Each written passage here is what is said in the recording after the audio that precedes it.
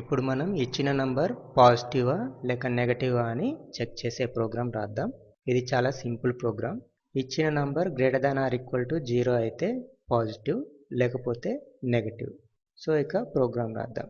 Hash include less than stdio.h greater than hash include less than conio.h greater than void main open brace integer variable n గా తీసుకుందాం. clr scr output screen ను clear చేస్తుంది. printf open bracket double quotes enter a number double quotes closing brace semicolon scanf open brace double quotes %d double quotes ampersand n closing bracket semicolon. ఇక నంబర్ను check చేసే condition statement రాయాలి. if open bracket n greater than or equal to 0. ఒకవేళ ఈ condition true అయితే printf open bracket double quotes \n given number is positive double quotes closing bracket semicolon.